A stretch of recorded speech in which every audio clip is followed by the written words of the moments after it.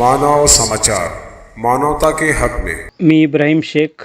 आपण बघत आहात मानव समाचार मराठी. सत्य नेहमी सत्यासोबत. बघूया कोपरगाव तालुक्यातील चासनळी येथील बातमी. चासनळी येथे श्रमलक्ष्मी महिला समूह बचत गट यांचा कुरडई पापड लघुउद्योग कार्यक्रम फलक अनावरण सोहळा संपन्न.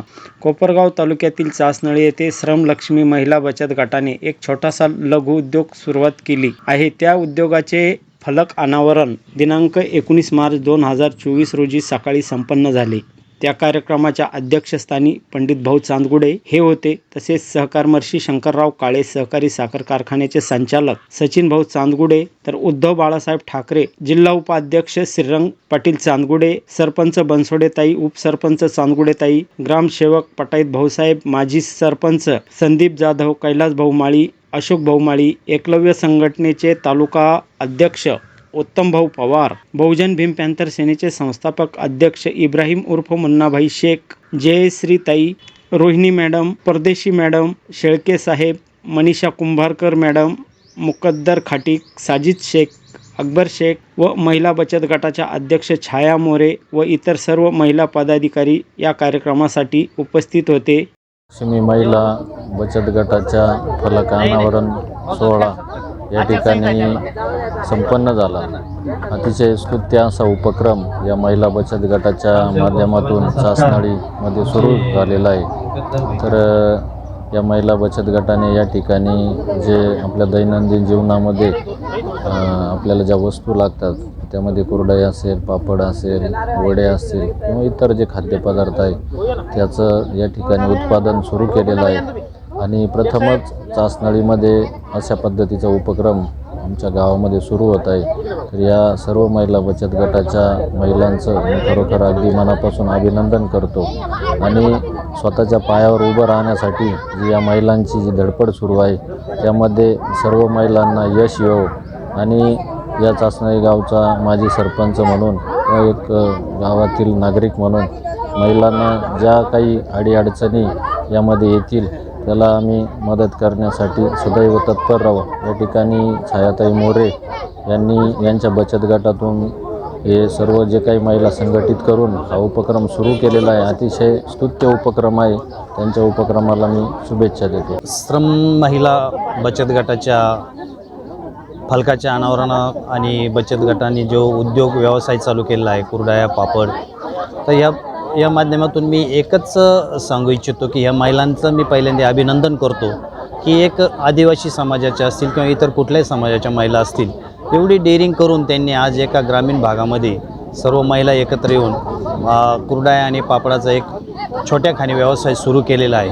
तर ह्या व्यवसायाला त्यांना भरभरून यश मिळो ही मी जगदंबाचरणी प्रार्थना करतो.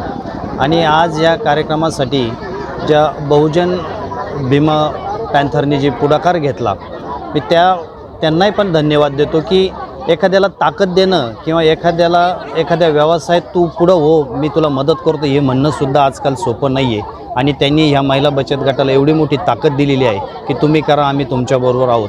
आणि आज जवळजवळ 50-60 महिलांच्या उपस्थितीमध्ये या फलकाचं अनावरण केलं आणि ह्या उद्योगाला एक नवीन चालना दिलेली आहे. तर या कुरडया आणि पापड याच्यासाठी ते सीमित न राहता तर त्यांनी ज्या समाज उपयोगी वस्तू असतील ती कुठली असो, अन्नधान्याच्या स्वरूपात असो किंवा एखाद्या वस्तूच्या स्वरूपात असो, त्याच्या छोट्या छोट्या पॅकिंग करून त्या मार्केटमध्ये नेऊन त्याचं सेल करणे आणि मोठ्या प्रमाणात हा बचत गट मोठा हो अशी मी आई जगदंबाचरणी प्रार्थना करतो.